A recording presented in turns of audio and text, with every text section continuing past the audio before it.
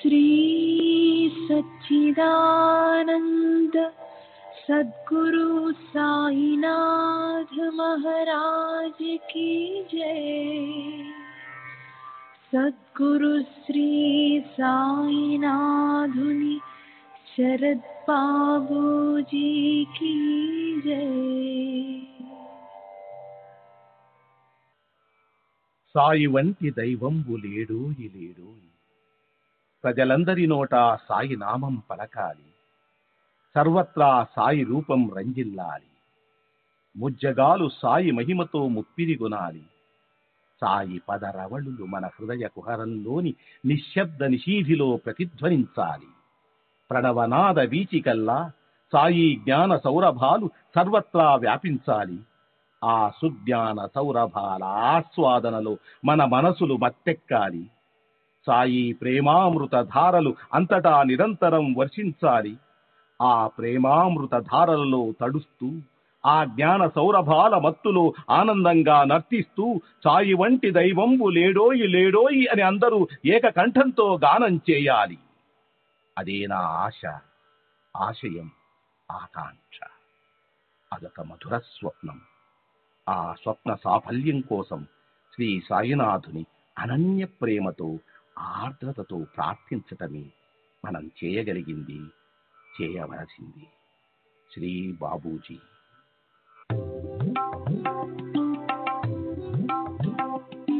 సాయి బాబా, సాయి బాబా, సాయి బాబా, సాయి బాబా.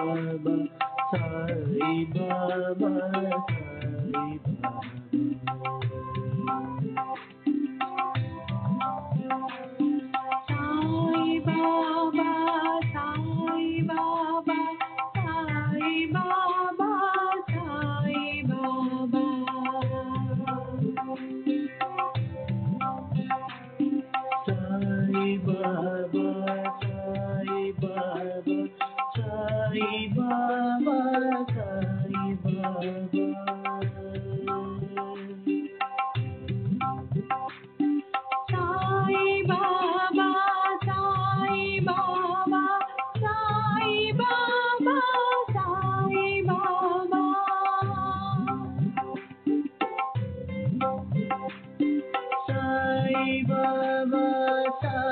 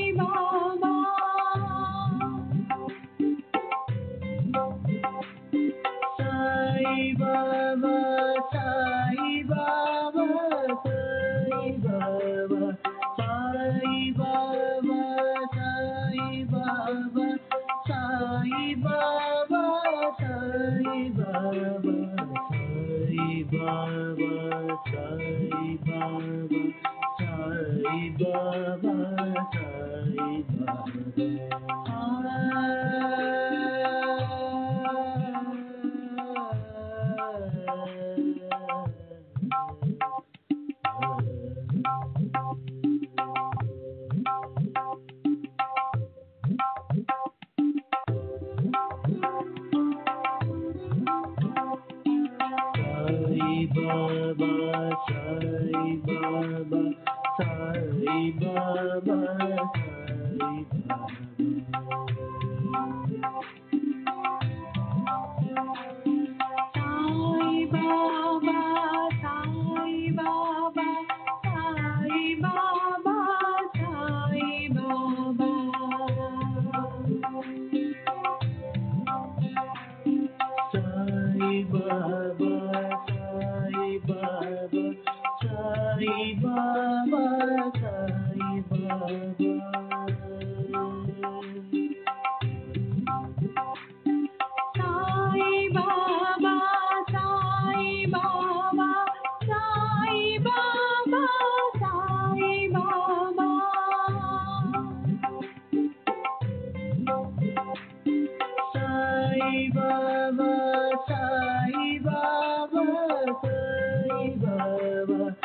సాయి బాబా సాయి బాబా సాయి బాబా సాయి బాబా సాయి బాబా సాయి బాబా సాయి బాబా సాయి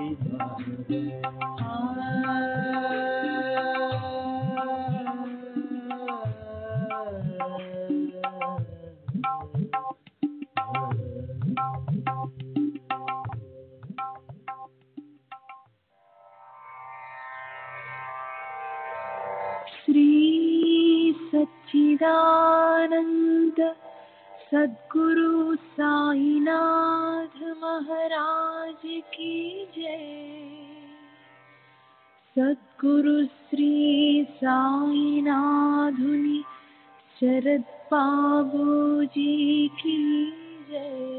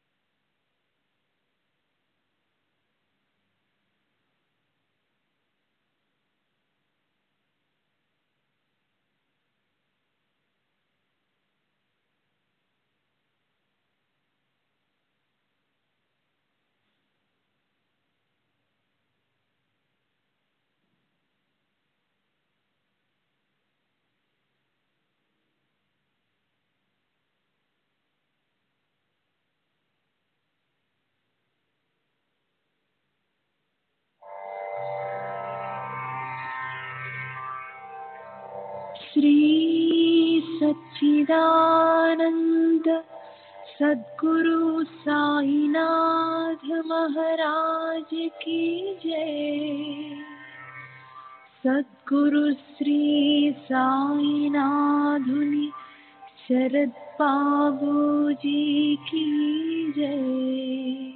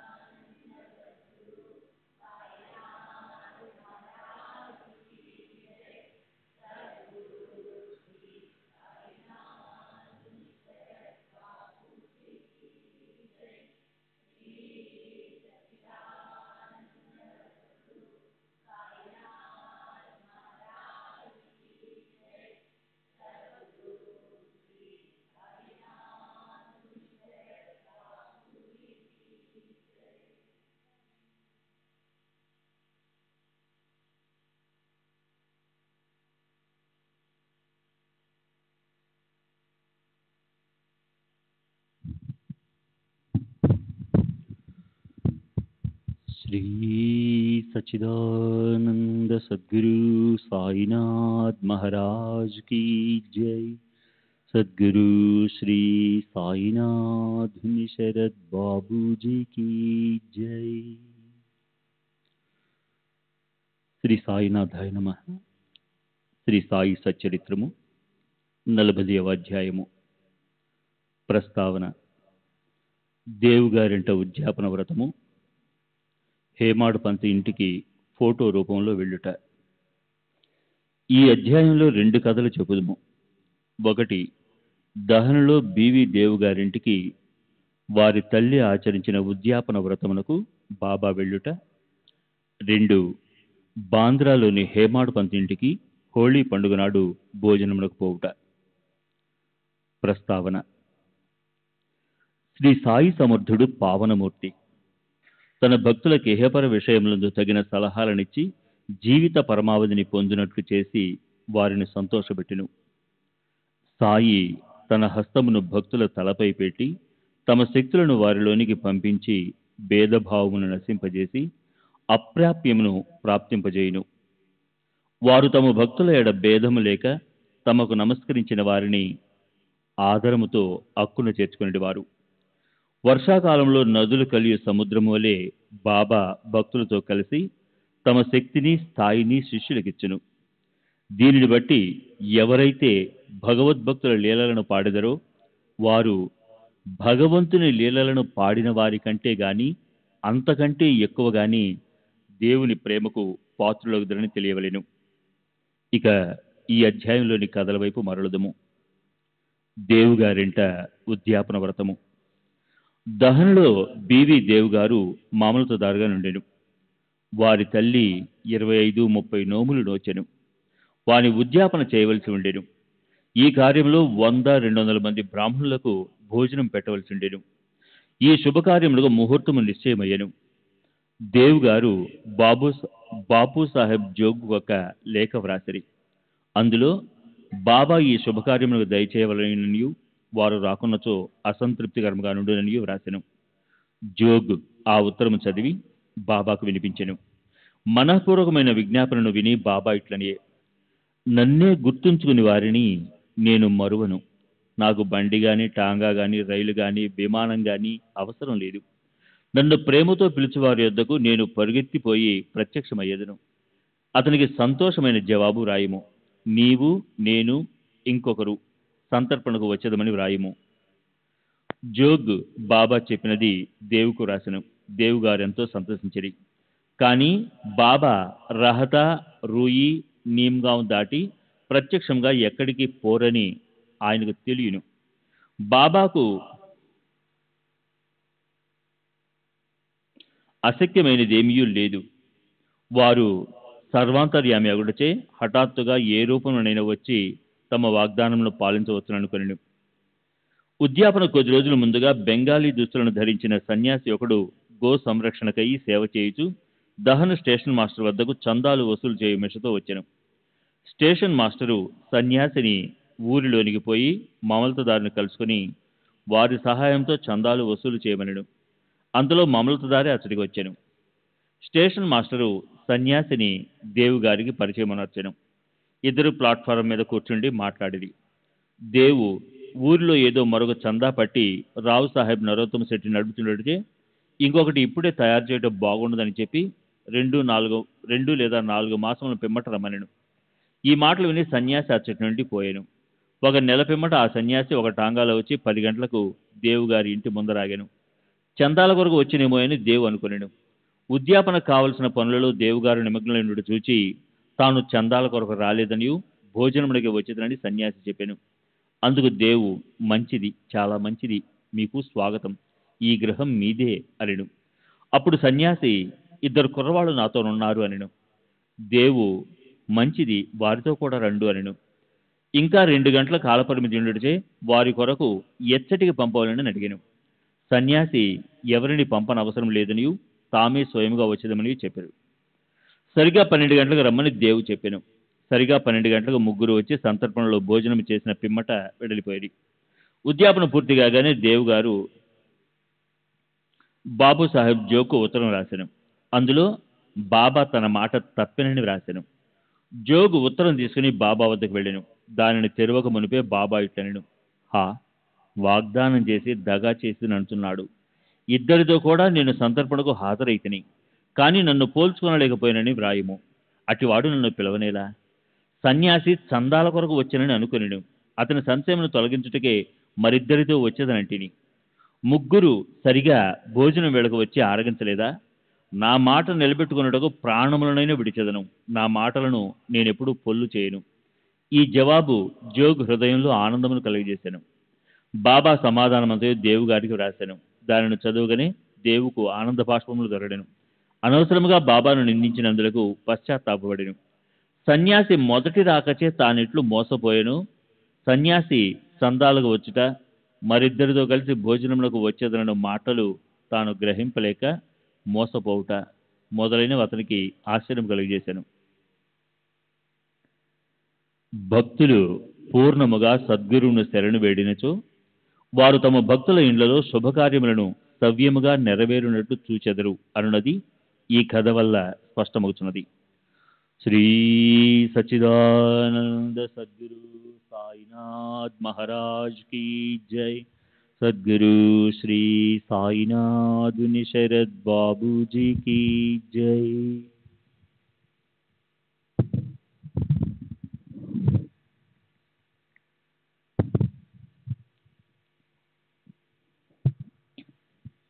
హేమాడ్ పంత్ ఇంటికి ఫోటో రూపంలో వెళుట. ఇక బాబా తన ఫోటో రూపమున సాక్షాత్కరించి భక్తుని కోరిక నెరవేర్చిన మరొక కథను చెప్పిదము. 1917 సంవత్సరము హోళీ పండుగ నాడు వేకువజామున హేమాడ్ పంత్కు ఒక దృశ్యం కనిపించెను. చక్కని దుస్తులు ధరించిన సన్యాసి వలె బాబా కనిపించి నిద్ర నుండి లేపి ఆనాడు భోజనమునకు వారింటికి వచ్చునని చెప్పెను. ఇట్లు తనను నిద్ర నుంచి లేపినది కూడా కలలోని భాగమే. నిజంగా లేచి చూసేసరికి సన్యాసి కానీ బాబా కానీ కనిపించలేదు. స్వప్నమును బాగా గుర్తుకు తెచ్చుకొనగా సన్యాసి చెప్పిన ప్రతి మాట జ్ఞాపకంకు వచ్చెను. బాబా గారి సావాసం 7 సంవత్సరముల నుండి ఉన్నప్పటికీ, బాబా ధ్యానం ఎల్లప్పుడూ చేయుతున్నప్పటికీ బాబా తన ఇంటికి వచ్చి భోజనం చేయనని అతడు అనుకోలేదు. బాబా మాటలకు మిగులు సంతసించి తన భార్య వద్దకు పోయి, ఒక సన్యాసి భోజనంకు వచ్చును కాక కొంచెము బియ్యం ఎక్కువ పోయవలనని చెప్పెను. అది హోలీ పండుగ దినము. వచ్చువారెవరని, ఎక్కడి నుండి వచ్చుతున్నారని ఆమె అడిగెను. ఆమె అనవసరంగా పెడదారి పట్టించక ఆమె ఇంకొక విధంగా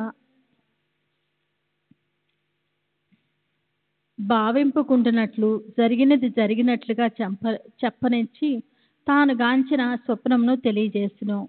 షిరిడీలో మంచి మంచి పిండి వంటలను విడిచి బాబా తన వంటి వారింటికి బాంద్రాకు వచ్చునా అని ఆమెకు సంశయం కలిగెను. అందులకు హేమాడ్ పంతు బాబా స్వయంగా రాకపోవచ్చు, కానీ ఎవరినైనా పంపవచ్చును కనుక కొంచెం బియ్యం ఎక్కువ పోసినచో నష్టం లేదనిను. మధ్యాహ్నం భోజనంకై ప్రయత్నములన్నీ చేసి మిట్ట మధ్యాహ్నంకు సర్వము సిద్ధమైను. హోలీ పూజ ముగిసెను. విస్తళ్ళు వేసిరి, ముగ్గులు పెట్టిరి, భోజనమునకు 2 పంక్తులు తీర్చిరి. రెండిటి మధ్యనొక పీట బాబా కొరకు అమర్చిరి. గృహంలోని వారందరూ కొడుకులు, మనములు, కుమార్తెలు, అల్లుళ్ళు మొదలగు వారందరూ వచ్చి వారి వారి స్థలంను అలంకరించిరి. వండిన పదార్థములు వడ్డించిరి. అందరూ అతిథి కొరకు కనిపెట్టుకుని ఉంట్రి. 12 గంటలు దాటినప్పటికీ ఎవరూ రాలేదు. తలుపు వేసి గొళ్ళెం పెట్టి అన్నశుద్ధి అయిను అనగా నెయ్యి వడ్డించిరి. భోజనం ప్రారంభించడానికి ఇది ఒక గుర్తు. అగ్నిహోత్రునకు శ్రీకృష్ణునకు నైవేద్యం సమర్పించిరి. అందరూ భోజనం ప్రారంభింపబోతుండగా మేడ మెట్లపై చప్పుడు వినిపించెను. హేమాడ్ పంతు వెంటనే పోయి తలుపు తీయగా 2 మనుషులు అచ్చడి నుండ్రి. ఒకరు ఆలీ మహమ్మదు, వేరొకరు మౌలానా ఇస్మ్ ముజావరు. ఆ ఇరువురు వడ్డనమంతయు పూర్తి అయి అందరూ భోజనం చేయుటకై సిద్ధంగా నుండటను గమనించి హేమాడ్ పంతును క్షమించమని కోరి ఇట్లు చెప్పిరి. భోజన స్థలము విడిచిపెట్టి మా వద్దకు పరిగెత్తుకుని వచ్చితివి. తక్కిన వారు నీ కొరకు చూచుతున్నారు కావున ఇదిగో నీ వస్తువును నువ్వు తీసుకొనుము, ఆ తరువాత తీరుబడిగా వృత్తాంతమంతయు తెలిపిదము.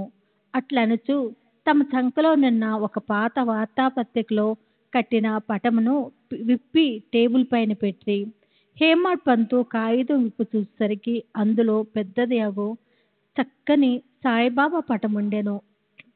అందరూ మిగులు ఆశ్చర్యపడెను. అతని మనస్సు కరిగెను.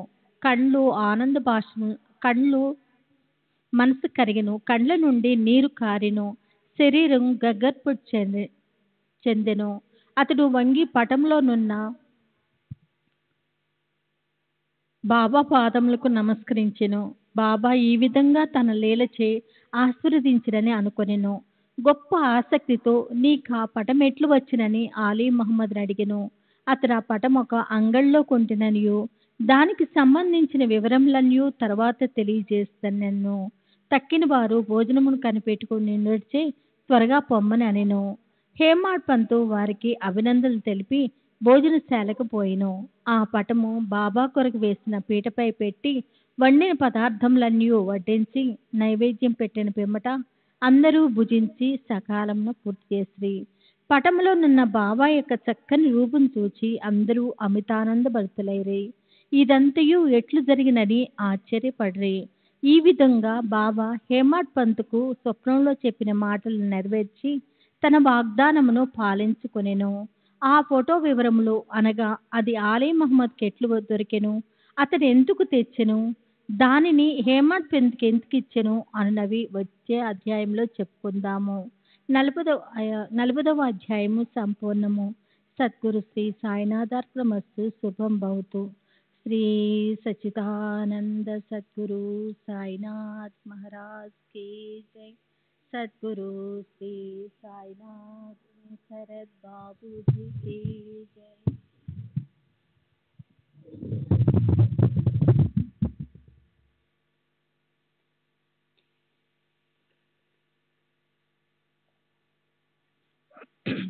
శ్రీ సాయినాథాయ నమః. శ్రీ సాయి సచ్చరిత్రము 41వ అధ్యాయం. చిత్రపటం యొక్క వృత్తాంతము. గుడ్డ పీలికలను దొంగలించుట, జ్ఞానేశ్వరి చదువుట. చిత్రపటం యొక్క వృత్తాంతము. గత అధ్యాయంలో చెప్పిన ప్రకారము ఈ అధ్యాయంలో చిత్రపటం యొక్క వృత్తాంతమును చెప్పేదము. గత అధ్యాయంలోని విషయం జరిగిన 9 సంవత్సరములకు ఆలీ మహమ్మద్ హేమాడ్ పంతును కలిసి ఈ దిగువ కథను అతనికి చెప్పాను. ఒకనాడు బొంబాయి వీధులలో పోవునప్పుడు వీధిలో తిరిగి అమ్మువాని వద్ద ఆలీ మహమ్మద్ సాయిబాబా పటమును కొనెను. దానికి చట్రము కట్టించి తన బాంద్రా ఇంటిలో గోడకు వేలాడదీసెను. అతడు బాబాను ప్రేమించుటచే ప్రతిరోజు చిత్రపటము దర్శనం చేయుచుండెను. హేమాడ్ పంతుకు ఆ పటమిచ్చుటకు 3 నెలల ముందు అతడు కాలు మీద కురుపు లేచి బాధపడుచుండెను. దానికి శస్త్రచికిత్స జరిగెను. అప్పుడతడు బొంబాయిలోనున్న తన బావమరిదియగు నూర్ మహమ్మద్ పీర్ బాయ్ ఇంటిలో పడి ఉండెను. బాంద్రాలో తన ఇల్లు 3 మాసముల వరకు మోయబడి ఉండెను. అక్కడ ఎవరునూ లేకుండిరి. అచట ప్రసిద్ధి చెందిన అబ్దుల్ రెహమాన్ బాబా, మౌలానీ సాహెబు, మహమ్మద్ హుసేను, సాయిబాబా, తాజుద్దీన్ బాబా మొదలగు సజీవ యోగుల పటములు ఉండెను. వానిని కూడా కాలచక్రము విడవలేదు. అతడు వ్యాధితో బాధపడుచు బొంబాయిలో నుండెను. బాంద్రాలో ఆ పటము ఎలా బాధపడవలెను? పటములకు కూడా చావు పుట్టుకలు ఉండునట్లు ఉండెను. పటములన్నయూ వాని అదృష్టము అనుభవించెను. కానీ సాయిబాబా పటం మాత్రము ఆ కాలచక్రమును తప్పించుకొనెను. అదెట్లు తప్పించుకొనగలిగినో నాకింతకెవరూ చెప్పలేరైరి. దీనిని బట్టి సాయిబాబా సర్వాంతర్యామి అనియు సర్వవ్యాపి అనియు అనంత శక్తుడనియు తెలియచున్నది. ఆలీ అహ్మద్ అనేక సంవత్సరముల క్రిందట యోగియగు అబ్దుల్ రెహమాన్ బాబా యొక్క చిన్న పటమును మహమ్మద్ హుసేన్ ధారియా వద్ద సంపాదించెను. దానిని తన బావమరిదియగు నూర్ మహమ్మద్ పీర్ బాయ్కి ఇచ్చెను. అది అతని టేబుల్లో 8 సంవత్సరములు పడి ఉండెను. ఒకనాడు అతడు దానిని చూచెను. అతడు దానిని ఫోటోగ్రాఫర్ దగ్గరకు తీసుకొని పోయి సజీవ ప్రమాణమంత పెద్దదిగా చేయించి దాని ప్రతులను తన బంధువులకు స్నేహితులకు పంచిపెట్టెను. అందులో ఒకటి అలీ మహమ్మద్కి ఇచ్చెను. దానిని అతడు తన బాంద్రా ఇంటిలో పెట్టెను. నూర్ మహమ్మద్ అబ్దుల్ రెహమాన్ గారి శిష్యుడు గురువు నిండు దర్బారులో ఉండగా అతడు గురువుగారికి దీనిని కానుకగా ఇచ్చుటకు పోగా వారు మిక్కిలి కోపించి కొట్టబోయి నూర్ మహమ్మదును అచ్చట నుండి తరిమివేసిరి. అతడు మిగుల విచారపడి చికాకు పొందెను. తన ద్రవ్యమంతయు నష్టపడుటయే కాక గురువుగారి కోపమునకు అసంతృష్టికి కారణమైను గదా అని చింతించెను. విగ్రహారాధన గురువుగారికి ఇష్టం లేకుండెను. ఆ పటమును అపోలో బందరుకు తీసుకొని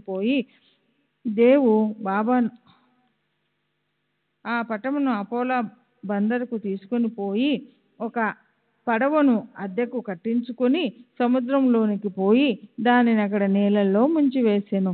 తన బంధువుల వద్ద నుంచి స్నేహితుల వద్ద నుంచి పటములను తెప్పించి 6 పటములు వానిని కూడా బాంద్రా సముద్రంలో ముంచెను.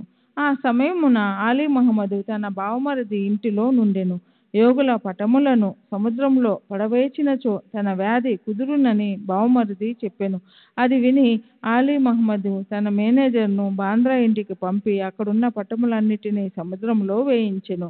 2 నెలల పిమ్మట అలీ మహమ్మదు తన ఇంటికి తిరిగి రాగా బాబా పటము ఎప్పటి వలె గోడ మీద నుండుట గమనించి ఆశ్చర్యపడెను. తన మేనేజరు పటములన్నీ తీసివేచి బాబా పటమును ఎట్లు మర్చెనో అతనికే తెలియకుండెను. వెంటనే దానిని తీసి బీరువాలో దాచెను. లేకున్నా తన బావగారు దానిని చూచినచో దానిని కూడా నాశనం చేయునని భయపడెను.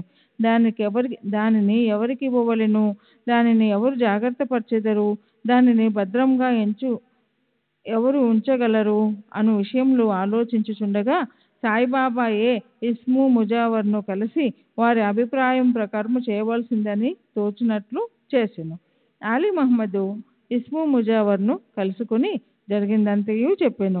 ఇరువురు బాగుగా ఆలోచించి ఆ పటమును హెమాడ్ పంతకు ఇవ్వ నిశ్చయించిరి. అతడు దానిని జాగ్రత్త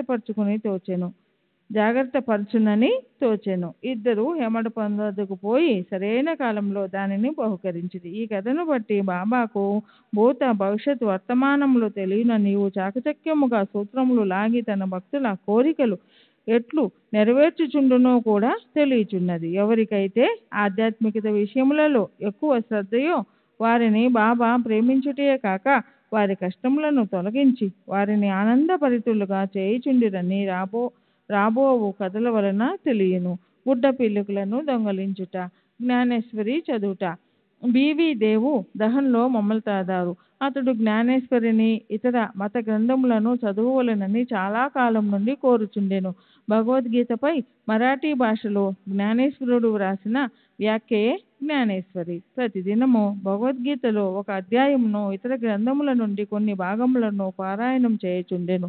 కానీ జ్ఞానేశ్వరిని ప్రారంభించగానే ఏవో అవాంతరములు ఏర్పడుటచే పారాయణం ఆగిపోచుండెను. 3 నెలలు సెలవు పెట్టి షిరిడీకి వెళ్ళి అక్కడ నుండి తన స్వగ్రామమగు పౌండ్కు పోయెను.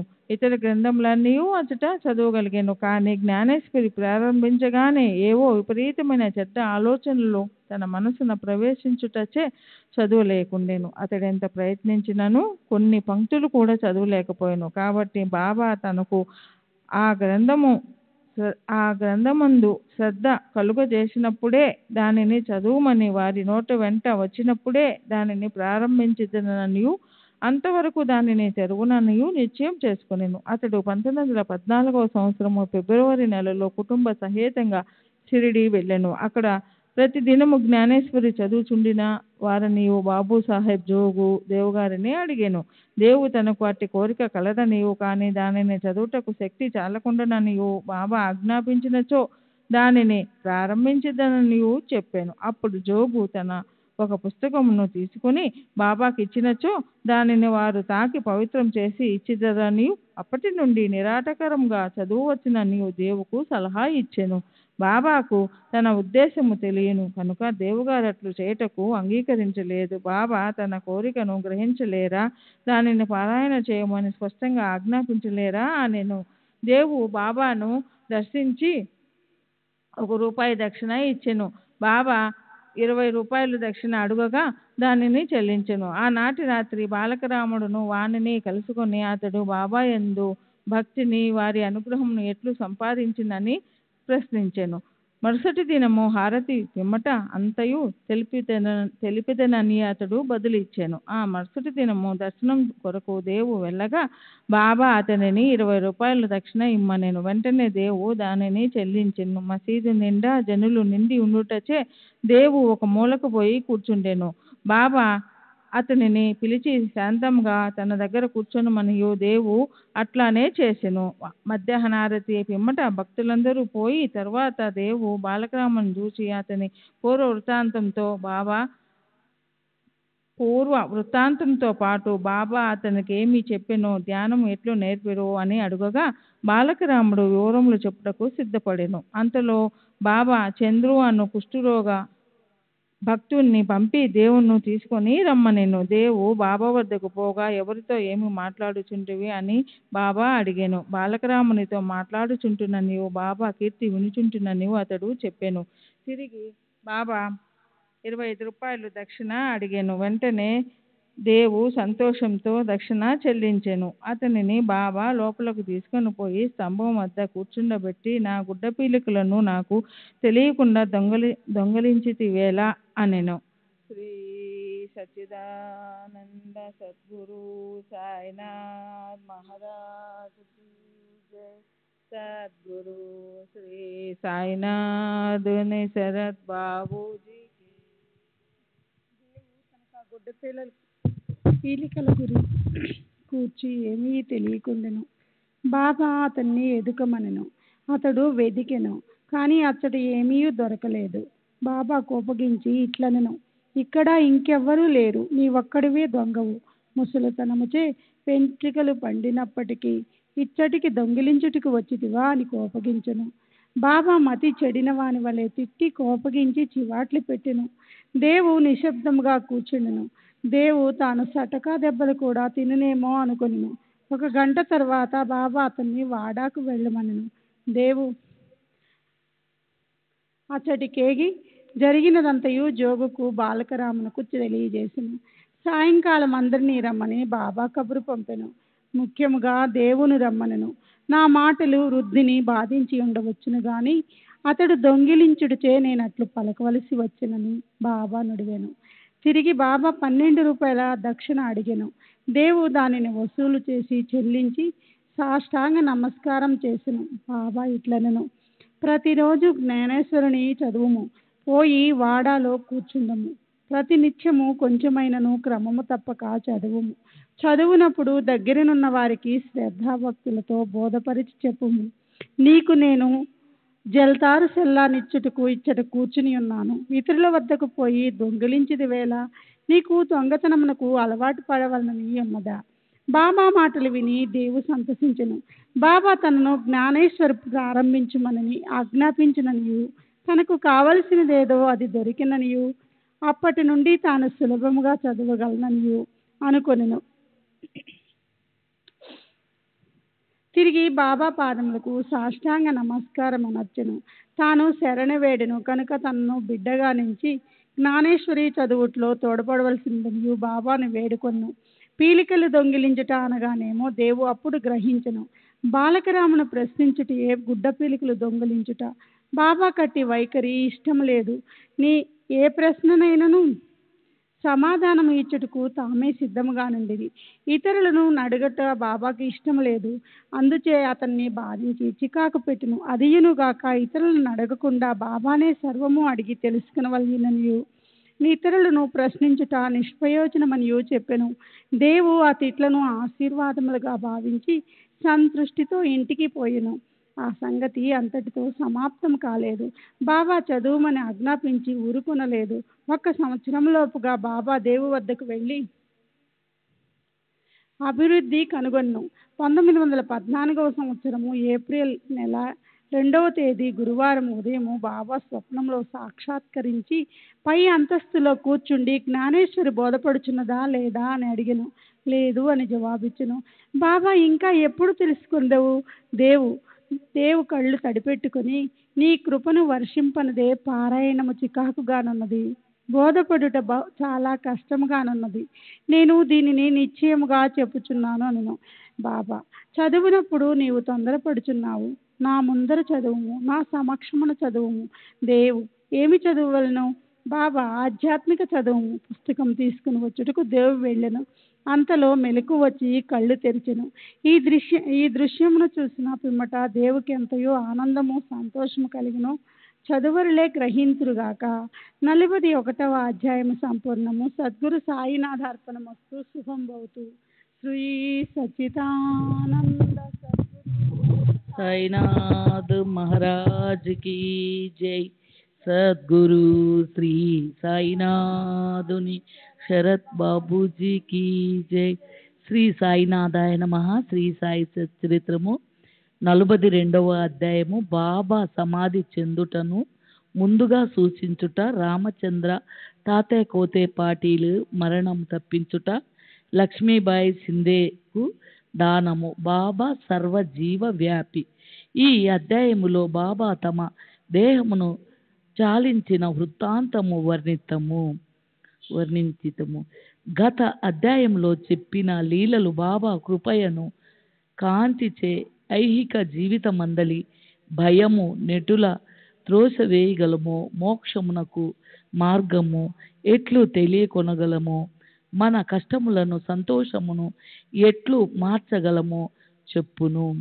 సద్గురుని పాదారవిందములను జ్ఞాప్తి ఉంచుకొని నచో మన కష్టములు నశించును, మరణము దానిని నైజామును కోల్పోవును, ఐహిక దుఃఖములను నశించును. ఎవరైతే తమ క్షేమమును కోరెదరో వారు శ్రీ సాయి లీలలను జాగ్రత్తగా వినవలెను. అది వారి మనసుకు పావనము చేయును.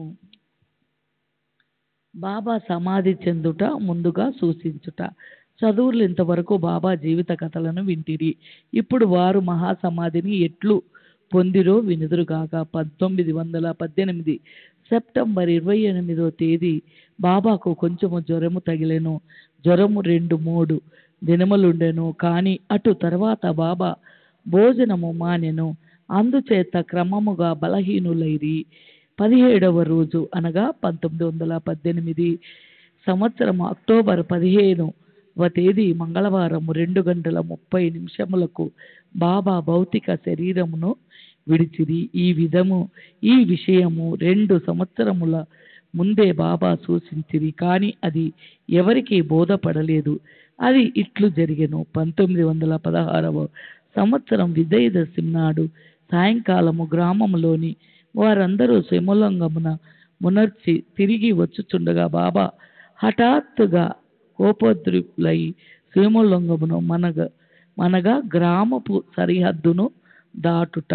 బాబా తమ తలగుడ్డ కఫిని లంగోటి తీసి వానిని చించి ముందున్న దునిలోనికి విసిరివేసిరి. దీనిని మూలముగా దుని ఎక్కువగా మండచొచ్చెను. ఆ కాంతిలో బాబా మిక్కిలి ప్రకాశించెను.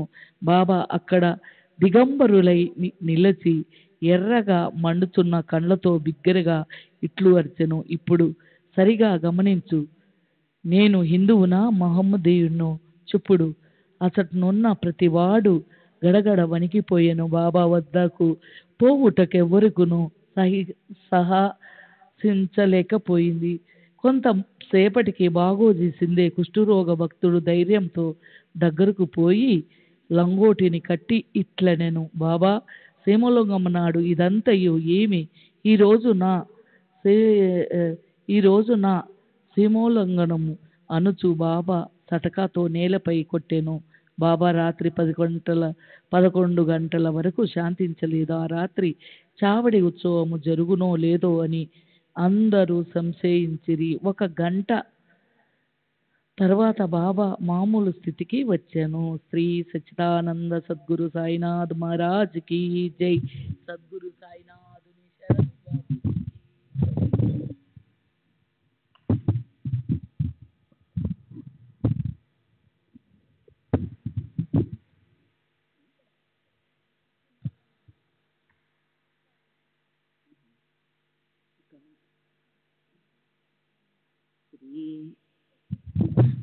श्री सच्चिदानंद सद्गुरु साईनाथ महाराज की जय। सद्गुरु श्री साईनाथ धुनि शरद बाबू जी की जय। బాబా సీమోల్లంఘనము నాడు ఇది ఎంతయునేమి ఈరోజు నా సీమోల్లంఘనము అనుచు బాబా సట్కాతో నేలపై కొట్టెను. బాబా రాత్రి 11 గంటల వరకు శాంతించలేదు. ఆ రాత్రి చావడి ఉత్సవము జరుగునో లేదో అని అందరూ సంశయించిరి. 1 గంట తరువాత బాబా మామూలు స్థితికి వచ్చెను. ఎప్పటి వలె దుస్తులు వేసుకొని చావడి ఉత్సవమునకు తయారయ్యను. ఈ విధముగా బాబా తాము దసరా నాడు సమాధి చెందుదమని సూచించిరి. కానీ అది ఎవరికీ అర్థము కాలేదు. దిగువ వివరించిన ప్రకారము బాబా మన యొక్క సూచన కూడా చేసిరి. రామచంద్ర తాత్యా కోతే పాటిల్ మరణము తప్పించుట. రామచంద్ర తాత్యా కోతే పాటిళ్ల మరణము తప్పించుట. ఇది జరిగిన కొంతకాలము పిమ్మట రామచంద్ర పాటీలు తీవ్రముగా జబ్బుపడెను. అతడు చాలా బాధపడెను. అన్ని ఔషధములు ఉపయోగించెను, కానీ అవి గుణమునివ్వలేదు. నిరాశ చెంది సావుకు సిద్ధముగా నుండెను. ఒకనాడు నడిరేయి బాబా అతని దిండు వద్ద నిలచెను. పాటీలు బాబా పాదములు పట్టుకొని, నేను నా జీవితముపై ఆశ వదులుకొన్నాను. నేనెప్పుడు మరణించెదనో దయచేసి చెప్పుడు అనెను. దాక్షిణ్యమూర్తి అగు బాబా, నీవాతురత పడవద్దు. నీ చావు చీటి తీసివేసి తిని త్వరలో బాగుపడదవు. కానీ తాత్యా కోతే పాటిల్ గూర్చి సంశయించుతున్నాను. అతడు శక సంవత్సరం 1840 1918 విజయదశమి నాడు మరణించును. ఇది ఎవరికినీ తెలియనీయకు, వానికి కూడా చెప్పవద్దు. చెప్పినచో మిక్కిలి భయపడును అనిరి. రామచంద్ర దాదా జబ్బు కుదిరెను. కానీ అతడు తాత్యా గూర్చి సంశయించుచుండెను. ఏలాన బాబా మాటకు తిరుగులేదు కనుక తాత్యా 2 సంవత్సరములలో మరణము చెందుననుకొనెను. దీనిని రహస్యముగా నుంచెను. ఎవరికిని తెలియనీయలేదు. కానీ బాలాషింపికి మాత్రమే చెప్పాను. రామచంద్ర పాటీలు, బాలాషింపి ఈ ఇరువురు మాత్రమే తాత్యా గుర్చి భయపడుచుండిరి. రామచంద్ర దాదా త్వరలో ప్రక్క నుండి లేచి నడువసాగెను. కాలము వేగముగా కదిలిపోయెను. 1918 భాద్రపద మాసము ముగిసెను. ఆశ్వయుజ మాసము సమీపించుచుండెను. బాబా మాట ప్రకారము తాత్యా జబ్బుపడెను, మంచము పట్టెను. అందుచే బాబా దర్శనమునకై రాలేకుండెను. బాబా కూడా జ్వరముతో నుండెను. తాత్యాకు బాబా యందు పూర్తి విశ్వాసముండెను. బాబా శ్రీహరిని పూర్తిగా నమ్మియుండెను. దైవమే వారి రక్షకుడు. తాత్యా రోగము అధికమయ్యెను. అతడు కదలలేకపోయెను. ఎల్లప్పుడూ బాబానే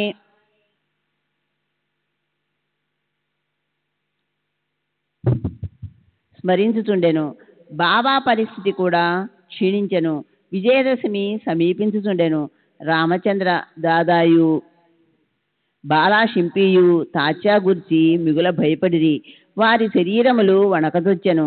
శరీరమంతయు చెమటలు పట్టెను. బాబా నుడివిడిన ప్రకారము తాత్యా చావు దగ్గరకు వచ్చెననుకొనిరి. విజయదశమి రానే వచ్చెను. తాత్యా నాడి బలహీనమయ్యను. త్వరలో ప్రాణము విడుచునని అనుకొనిరి. ఇంతలో గొప్ప వింత జరిగెను. తాత్యా నిలచెను. అతని మరణము తప్పెను. అతనికి బదులుగా బాబా దేహత్యాగము చేసెను. వారిలో వారు మరణము మార్చుకున్నట్లు కనిపించెను. బాబా తన ప్రాణమును తాత్యాకు సమర్పించనని జనులు అనుకొనిరి. బాబా ఎందుకిట్లు చేసెనో బాబాకే తెలియను. వారి కృత్యముల అగోచరములు. ఈ విధముగా బాబా తమ సమాధిని సూచించిరి. తమ పేరుకు బదులు తాత్యా పేరు తెలిపిరి.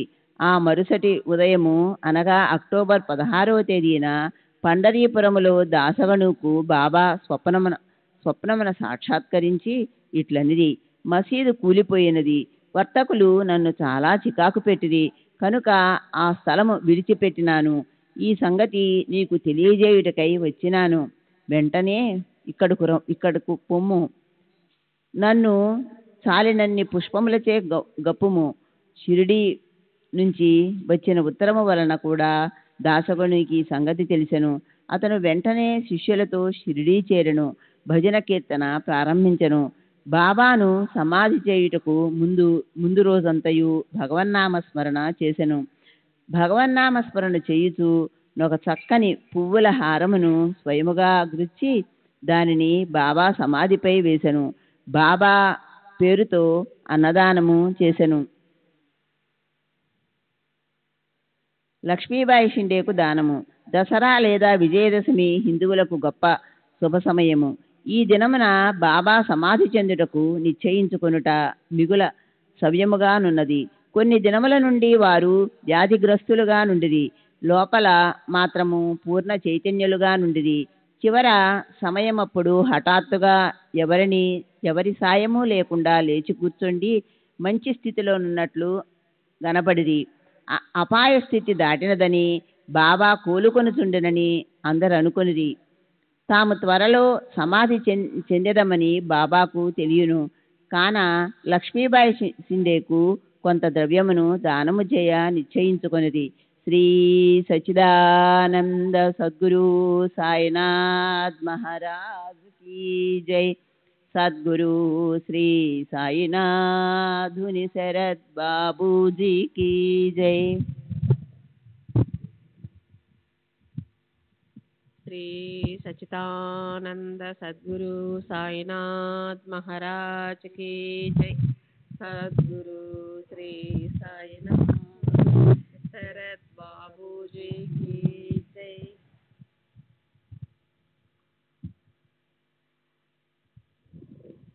బాబా సర్వజీవ వ్యాపి. ఈ లక్ష్మీబాయి షిండే ధనవంతురాలు, సుగుణవతి. రాత్రింబవళ్ళు ఆమె మసీదులో బాబా సేవ చేయుచుండెను. రాత్రి సమయమందు భక్త మహల్సాపతి, సాధ్య, లక్ష్మీబాయి షిండే తప్ప తదితరులెవ్వరూ మసీదులో కాలు పెట్టుటకు ఆజ్ఞ లేకుండెను. ఒకనాడు సాయంకాలము బాబా మసీదులో తాత్యాతో కూర్చుని ఉండగా లక్ష్మీబాయి షిండే వచ్చి బాబాకు నమస్కరించెను. బాబా ఇట్లనెను, ఓ లక్ష్మి, నాకు చాలా ఆకలి వేయుచున్నది. వెంటనే ఆమె లేచి, కొంచెము సేపాగుము, నేను త్వరలో రొట్టెను తీసుకుని వచ్చేదనెను. అనిన ప్రకారము ఆమె త్వరగా రొట్టె కూర తీసుకుని వచ్చి బాబా ముందు పెట్టెను. బాబా దానిని అందుకొని ఒక కుక్కకు వేసెను. లక్ష్మీబాయి ఇట్లడిగెను, ఇది ఏమి బాబా? నేను పరిగెత్తుకుని పోయి నా చేతులారా నీ కొరకు రొట్టె చేసి తిని, నీవు దానిని కొంచెమైనను తినక కుక్కకు వేసితివి. అనవసరముగా నాకు శ్రమ కలుగ చేసితివి.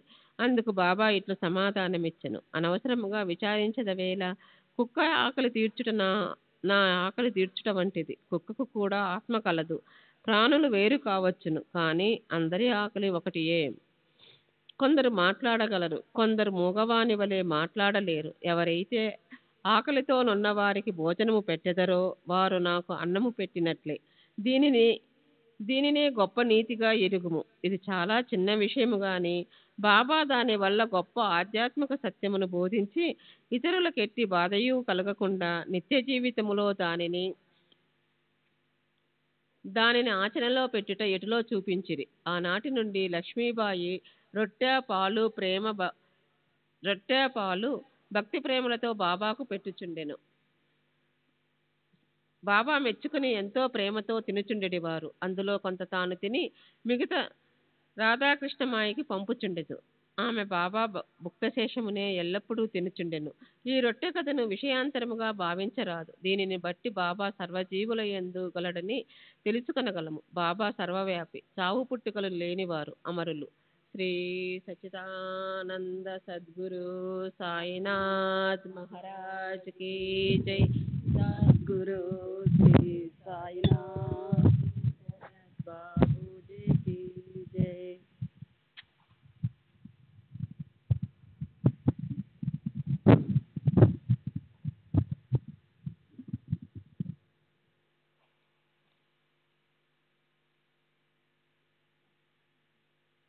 బాబా లక్ష్మీబాయి సేవలను జప్తియందుంచుకునిరి. ఆమెను మరిచెదెట్లు బాబా తన భౌతిక శరీరమును విడిచినప్పుడు తన జేబులో చెయ్యి పెట్టి ఒకసారి 5 రూపాయలు, ఇంకొకసారి 4 రూపాయలు, మొత్తము 9 రూపాయలు తీసి లక్ష్మీబాయికి ఇచ్చిరి. ఈ సంఖ్య 21వ అధ్యాయములోనే నవవిధ భక్తులను తెలియజేయును. లేదా ఇది శిలంగమున సమయమున నిత్యు దక్షిణ అనుకునవచ్చును. లక్ష్మీబాయి సిందే ధనవంతురాలగుటచే నామెకు ధనం అవసరము లేదు కనుక బాబా ఆమెకు ముఖ్యముగా నవవిధ భక్తులను గూర్చి బోధించి ఉండవచ్చును. భాగవతము ఏకాస్కందము దశమాధ్యాయములో 6వ శ్లోకము పూర్ణాధ్యాయమున 5 ఉత్తరాధ్యాయమున 4 విధములు భక్తి చెప్పబడి ఉన్నది. బాబా ఈ ప్రకారముగా మొదట ఒక 5, తదుపరి 4, మొత్తము 9 రూపాయలు ఇచ్చెను. ఒక 9 కాక 9కి ఎన్నో రెట్లు రూపాయలు లక్ష్మీబాయి చేతి మీదుగా వ్యయమైనవి. కానీ బాబా ఇచ్చిన ఈ 9 రూపాయలు నాణ్యం ఆమె ఎన్నటికీ మరవదు. మిక్కిలి జాగరూకత మరియు పూర్ణ చైతన్యము కలిగి ఉండు బాబా అవసాన కాలమునందు కూడా తగిన జాగ్రత్త పడెను. తన భక్తులపై గల ప్రేమానురాగములయందు తగులుకునకుండునట్లు వారందరినీ లేచి పొమ్మనిరి. కాకాసాహెబ్ దీక్షత్తు, బాబూసాహెబ్ బూటి మొదలగు వారు మసీదు నందు ఆందోళనతో బాబాను కనిపెట్టుకుని ఉండేరి. కానీ బాబా వారిని వాడాకు పోయి భోజనం చేసి రండనిరి. వారు బాబాను విడవ లేకుండేరి. బాబా మాటను జవదాట లేకుండేరి. మనసునందు ఇష్టము లేనప్పటికీ వారు పోలేక మసీదు విడిచిపోయిరి. బాబా స్థితి అపారకరముగా నుండినని వారికి తెలియను కనుక వారు బాబాను మరవకుండేరి. వారు భోజనమునకు కూర్చుండిరే కానీ వారి మనసు బాబాపై నుండెను. వారు భోజనం పూర్తి చేయకమునుపే బాబా తమ భౌతిక శరీరము విడిచినని వార్త వచ్చెను. భోజనములను విడిచి అందరూ మసీదుకు పరిగెత్తిరి. బయాజీ అప్పాకోతేపై బాబా దేహము ఒరిగి ఉండెను. వారి నేలపై గాని తమ గద్దెపై గాని పడలేదు. తమ స్థలములో ప్రశాంతంగా కూర్చుండి తమ చేతితో దానం చేయిచు శరీరము విడిచిరి. యోగులు శరీరము ధరించి ఏదో పని మీద భూలోకమునకు వత్తురు. అది నెరవేరిన పిమ్మట వారంతా నెమ్మదిగాను సులభముగాను అవతరించుతురో అంత శాంతముగాను వెళుదురు. 42వ అధ్యాయము సంపూర్ణము. సద్గురు శ్రీ సాయినాథార్పణమస్తు. శుభం భవతు. శ్రీ సచ్చిదానంద సద్గురు సాయినాథ్ మహారాజ్ की जय. सद्गुरु श्री साईनाथ बाबूजी की जय. శ్రీ సాయి నారాయణ నమః. శ్రీ సాయి సచరిత్రము 43, 44 అధ్యాయములు. బాబా సమాధి చెందుట, ముందుగా సన్నాహము, ఇటుకరాయి విరుగుట, 72 గంటల సమాధి, బాపూసాహెబ్ జోగ్ సన్యాసము, అమృత తుల్యమగు బాబా పలుకులు, నేననగా నెవరు. 43 మరియు 44 అధ్యాయములు కూడా బాబా శరీర త్యాగము చేసిన కథనే వర్ణించినవి కనుక వాటినొక చోట తీర్చుట జరిగినది. ముందుగా సన్నాహము. హిందువులలో నెవరైనా మరణించుటకు సిద్ధముగానున్నప్పుడు మత గ్రంథములు చదివి వినిపించుట సాధారణాచారము. ఏలన ప్రపంచ విషయముల నుండి అతని మనసును మరలించి విషయములందు లీనమునర్చినచో నతడు పరమును సహజముగాను సులభముగాను పొందును. పరీక్షన్ మహారాజు బ్రాహ్మణ ఋషి బాలునిచే శపింపబడి 4 రోజులలో చనిపోవుటకు సిద్ధముగానున్నప్పుడు గొప్ప యోగి అగు శుకుడు భాగవత పురాణమును ఆ వారములో బోధించెను. ఈ అభ్యాసము ఇప్పటికిని అలవాటులోనున్నది. చనిపోవుటకు సిద్ధముగానున్న వారికి గీత, భాగవతము మొదలగు గ్రంథములు చదివి వినిపించెదరు. కానీ బాబా భగవంతుని అవతారమగుటచే వారికట్టిది అవసరము లేదు. కానీ బాబా ఇతరులకు ఆదర్శముగా నుండుటకు ఈ అలవాటును పాటించిరి. త్వరలోనే దేహత్యాగము చేయుచున్నామని తెలియగనే వారు వజేయను నాతని పిలిచి రాజ విజయమను గ్రంథమును పారాయణ చేయమనిరి. అతడు వారములో గ్రంథమును ఒకసారి పఠించెను. తిరిగి దానిని చదవమని బాబా ఆజ్ఞాపింపగా అతడు రాత్రింబవళ్ళు దానిని చదివి 3 దినములలో 2వ పారాయణము పూర్తి చేసెను. ఈ విధముగా 11 దినములు గడిచెను. అతడు తిరిగి 3 రోజులు చదివి అలసిపోయెను. బాబా అతనికి సెలవిచ్చి పొమ్మనెను. బాబా నెమ్మదిగా నుండి ఆత్మానుసంధానములో మునిగి చివరి క్షణమునకయి ఎదురు చూచుచుండిరి. 2-3 దినములు ముందు నుండి బాబా గ్రామము బయటకు పోవుట, భిక్షాటనము చేయుట మొదలుగునవి మాని మసీదులో కూర్చుండిరి. చివరి వరకు బాబా చైతన్యముతో నుండి అందరినీ ధైర్యముగా నుండునని సలహా ఇచ్చిరి. వారెప్పుడు పోయేదరో ఎవరికీ తెలియనియలేదు. ప్రతి దినము కాకాసాహెబ్ దీక్షితు, శ్రీమాన్ బూటియు వారితో కలిసి మసీదులో భోజనము చేయుచుండెడి వారు. ఆనాడు హారతి పిమ్మట వారిని వారి వారి బసలకు పోయి భోజనము చేయమనిరి. అయినను కొంతమంది లక్ష్మీబాయి సింధే, బాగోజీ సింధే, బాయాజీ, లక్ష్మణ్ బాలాషింపి, నానాసాహెబ్ నిమోన్కర్ అక్కడనే ఉండిరి. దిగువ మెట్ల మీద శ్యామ కూర్చుని ఉండెను. లక్ష్మీబాయి సింధేకు 9 రూపాయలను దానము చేసిన పిమ్మట బాబా తన కాస్థలము బాగా లేదనియు అందుచేత తనను రాతితో కట్టిన బూటీ మేడలోనికి తీసుకొని పోయిన నచట బాగుగా నుండుననియు చెప్పెను. ఈ తుది పలుకులు లాడుచు బాబా బయాజీ తాత్యాకోతపై ఒరిగి ప్రాణములు విడిచెను. బాగోజీ దీనిని కనిపెట్టెను. దిగువ కూర్చొని ఉన్న నానాసాహెబ్ నిమోన్కర్కు ఈ సంగతి చెప్పెను. నానాసాహెబ్ నీళ్లు తెచ్చి బాబా నోటిలో పోసెను. అవి బయటకు వచ్చెను. అతడు బిగ్గరగా ఓ దేవా అని అరచెను. అంతలో బాబా కండ్లు తెరచి మెల్లగా ఆ అనెను.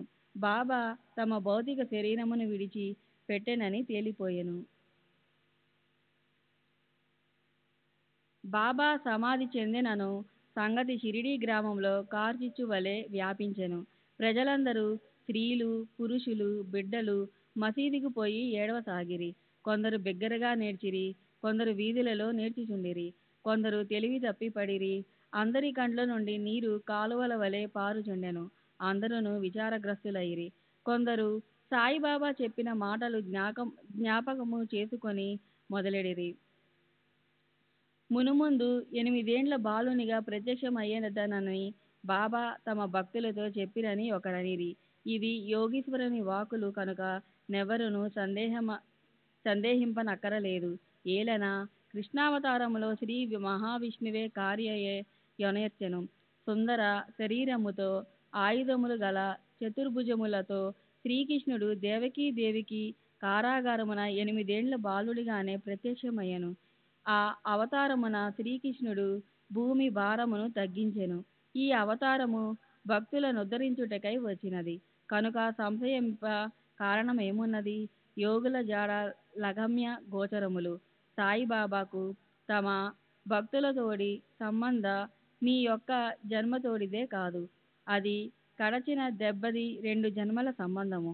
ఇట్టి ప్రేమ బంధములు కలిగించిన యా మహారాజు ఎచటికో పర్యటనకై పోయినట్లని పించుట వలన వారు శీఘ్రముగానే తిరిగి వత్తురని దృఢ విశ్వాసము భక్తులకు గలదు. బాబా శరీరమునెట్లు సమాధి చేయవలెనని విషయము గొప్ప సమస్య ఆయను.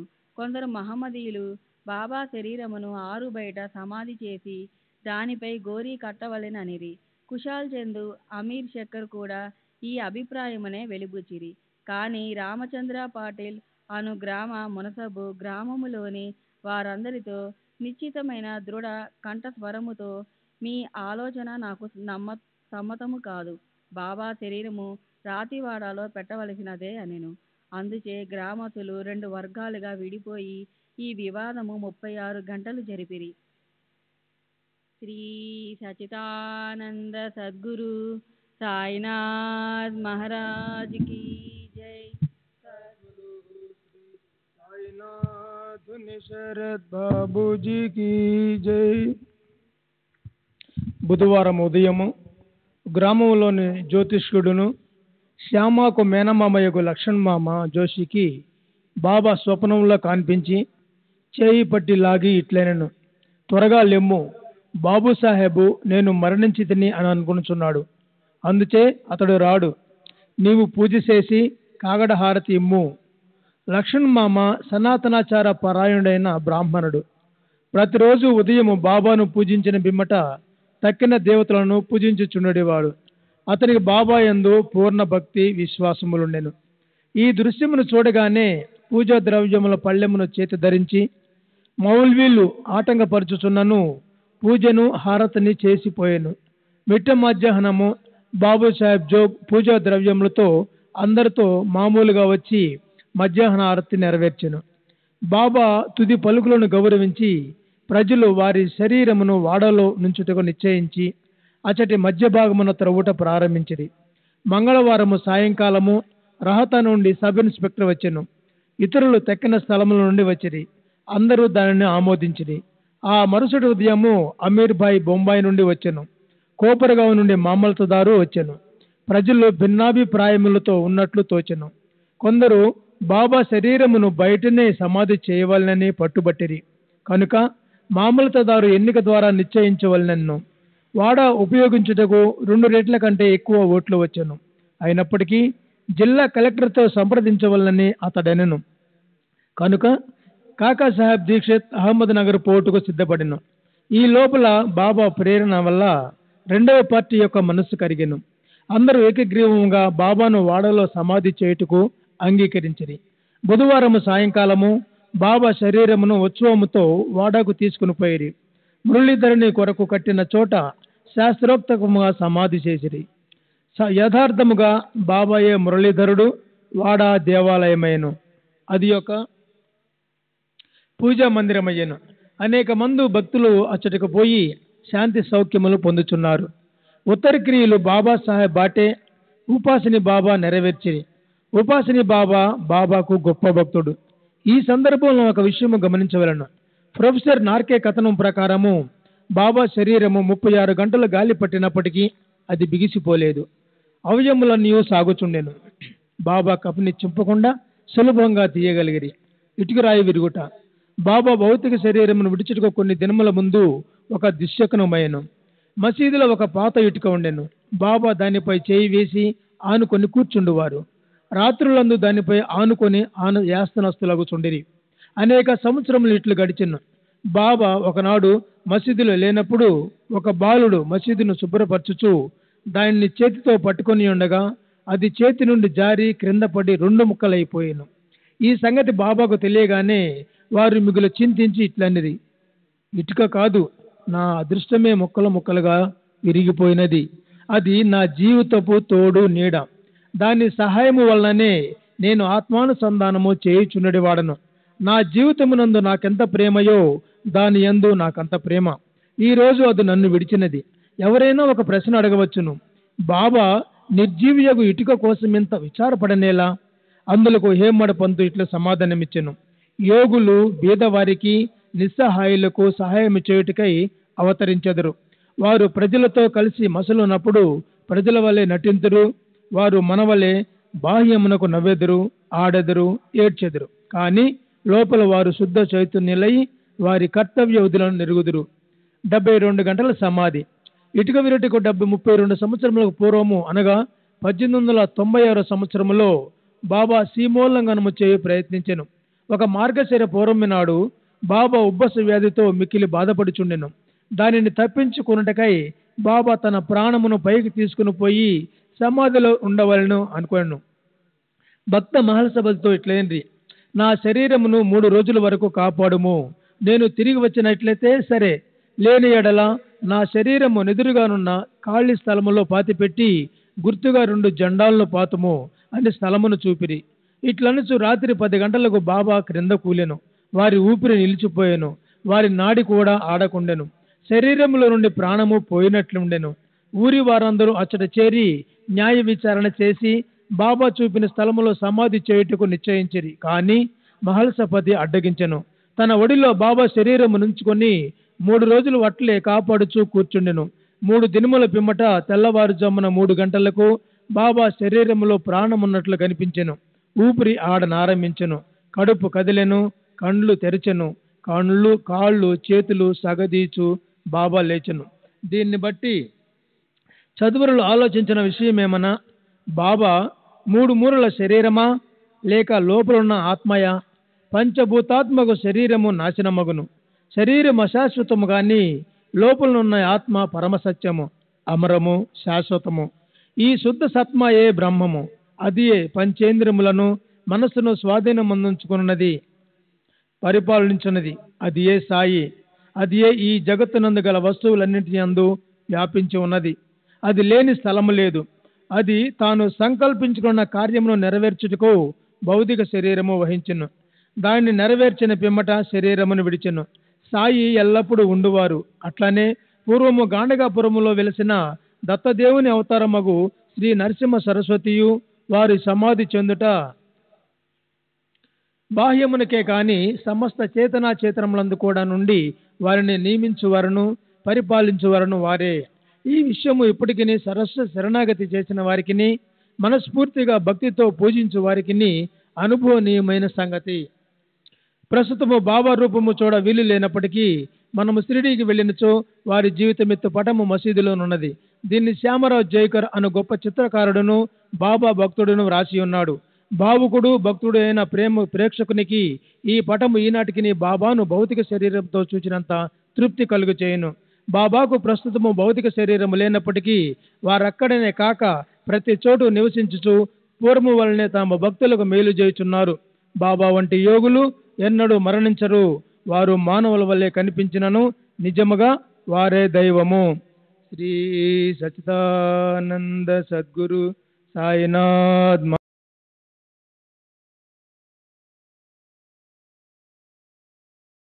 బాబూజీ की जय.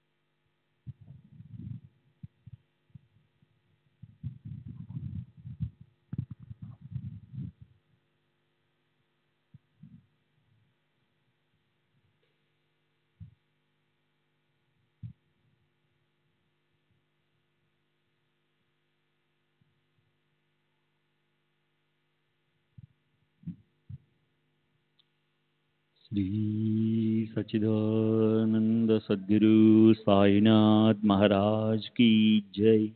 सद्गुरु श्री साईनाथ शरद बाबूजी की जय. साई रहम नजर करना, बच्चों का पालन करना.